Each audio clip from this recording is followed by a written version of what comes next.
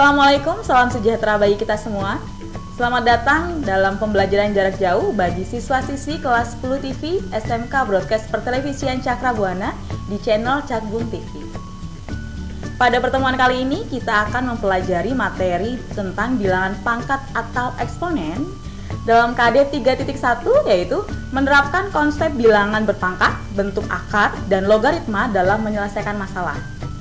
Nah, dalam pembelajaran kali ini tujuan kita adalah yang pertama, memahami sifat-sifat bilangan pangkat dengan teliti. Yang kedua, menjelaskan sifat-sifat bilangan pangkat dengan santun.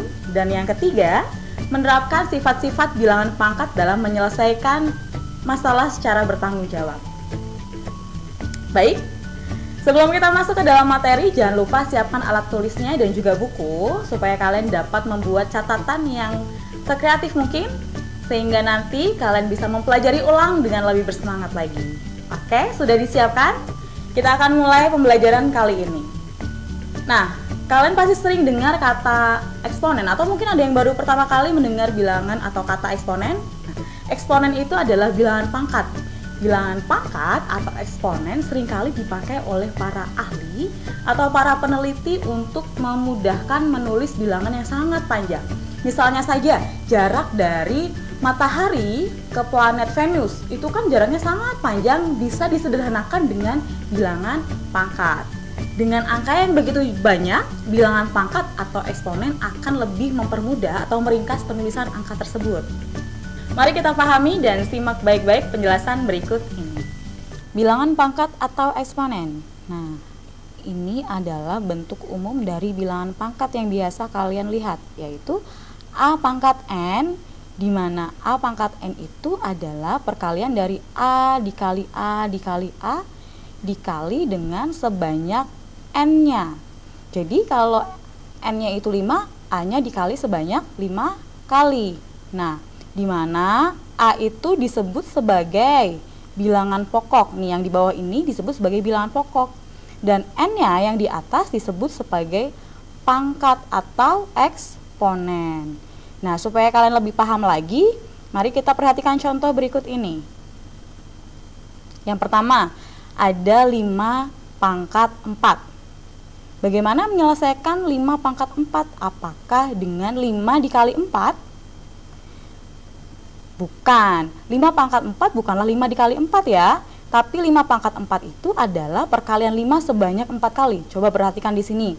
Angka 5-nya ada 4. 1, 2, 3, dan 4. Nah, 5 dikali 5 dikali 5 dikali 5 ini berapa hasilnya? Kita lihat dulu. 5 dikali 5 sama dengan 25. Kemudian yang di sampingnya juga 5 dikali 5 lagi sama dengan 25. Kemudian 25 dikali 25 hasilnya 625.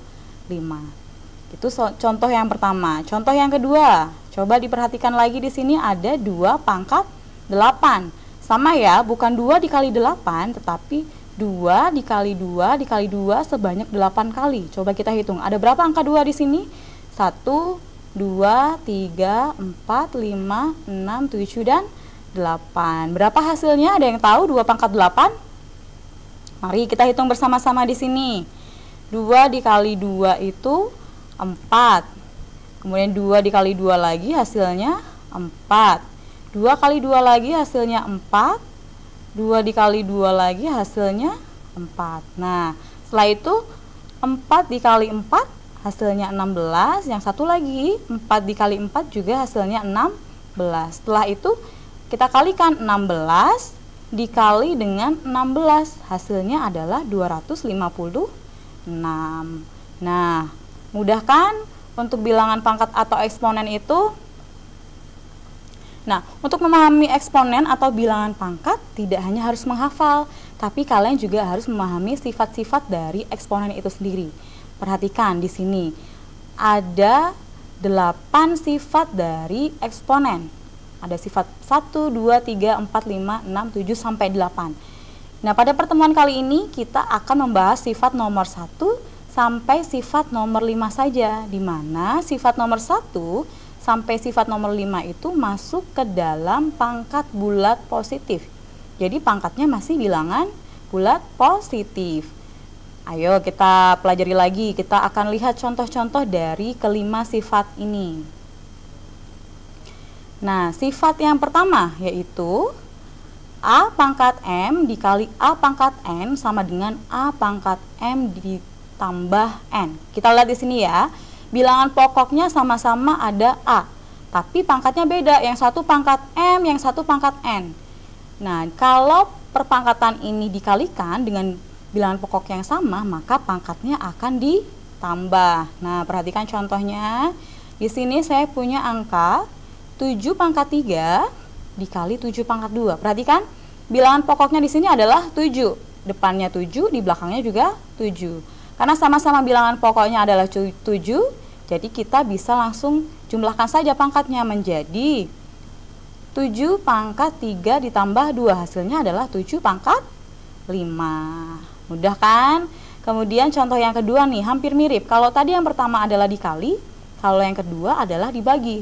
Bilangan pangkat dengan bilangan pokok yang sama, jika dibagi, pangkatnya akan dikurang. Perhatikan contohnya. Di sini bilangannya adalah 7 pangkat 6 dibagi dengan 7 pangkat 2. Bilangan pokoknya sama ya, yaitu 7, maka hasilnya akan 7 pangkat 6 dikurang 2.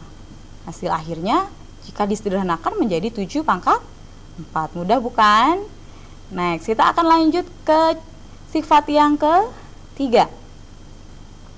Ada dalam kurung nih, A pangkat M dibacakan, dalam kurung itu dibaca sebagai pangkat. Jadi A pangkat M dipangkatkan lagi dengan N. Jika ada dalam kurung ini berarti pangkatnya dikalikan. Pangkat M dikali dengan pangkat N. Perhatikan contohnya. Nah, di sini ada di dalam kurung 4 pangkat 2 dipangkatkan dengan 3. Berarti nanti hasilnya jadi 4 pangkat 2 dikali 3. Seperti ini. Di dalam kurung ada M, di luar kurung ada N. Jadi dikalikan M sama N-nya. Di sini juga sama, di dalam kurungnya ada pangkat 2, di luar kurungnya ada pangkat 3, sehingga kita kalikan 2 kali 3, sehingga 4 pangkat 2 kali 3 sama dengan 4 pangkat 6. Nah, ada satu contoh lagi, supaya kalian lebih mudah mempelajarinya. Di sini ada 4 pangkat 2 per 3. Nah, pangkatnya adalah pangkat pecahan yang di dalam kurung. Dipangkatkan lagi di luar kurungnya dengan 3. Bagaimana menghitungnya? Sama. Pangkat yang di dalam kurung dengan pangkat yang di luar kurung kita kalikan. Sehingga 4 pangkat 2 per 3 dikali 3. Hasilnya berapa? Ayo coba dihitung. 2 per 3 dikali 3. Ada yang masih ingat perkalian pecahan ini? Coba dilihat di sini. 2 per 3 dikali dengan 3 per 1. 3 kan bilangan bulat. Nah, bilangan bulat jika diubah menjadi bilangan pecahan menjadi 3 per 1.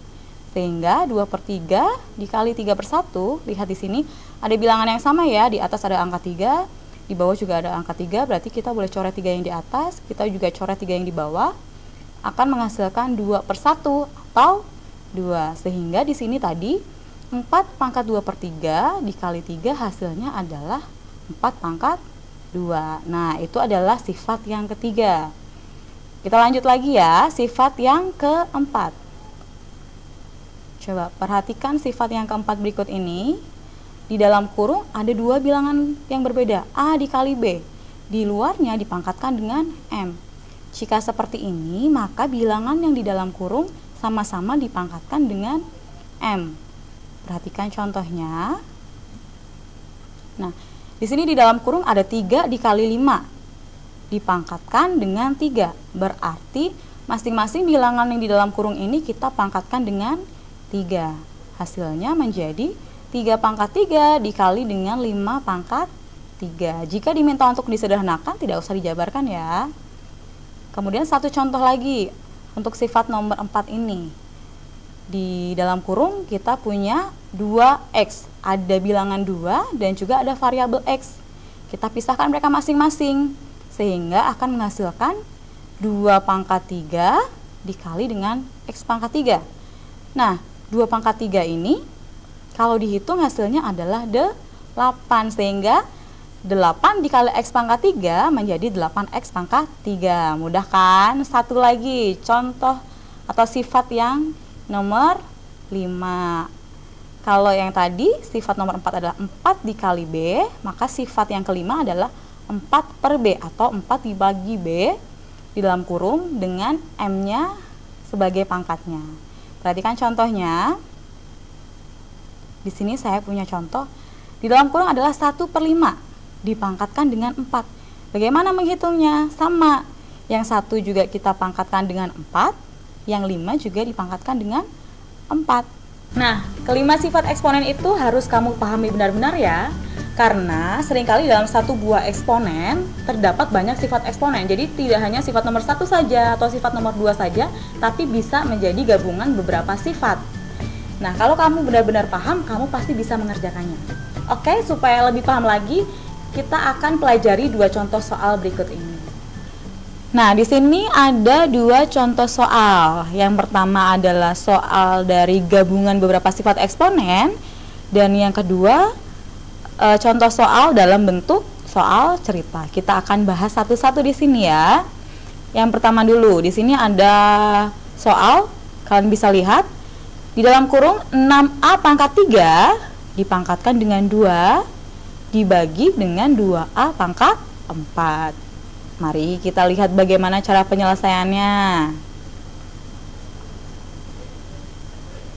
Nah, pertama, 6A pangkat 3 dipangkatkan dengan 2 dibagi dengan 2A pangkat 4, kita ubah baginya menjadi per. Nah, bagi, tanda bagi dan tanda per itu sama ya, sama-sama mengartikan pembagian. Supaya lebih mudah, makanya di sini saya ubah dari bagi menjadi per. Nah, kemudian kita kerjakan dulu pembilangnya atau bilangan yang di atasnya, yaitu 6A pangkat 3 dipangkatkan dengan 2. Hasilnya akan menjadi 6 pangkat 2 A pangkat 3 kali 2. Dari mana hasilnya? Coba lihat dari mana hasilnya. 6A pangkat 3 kenapa bisa jadi 6 pangkat 2, Bu? Lihat, perhatikan sifat kembali nomor 4 dan nomor 3. Kita lihat. Nah, di sini udah ada sifatnya, saya tempel lagi. Ada sifat nomor 1 dan nomor 5. Kalian perhatikan, kita akan memakai sifat nomor 4 dan sifat nomor 3.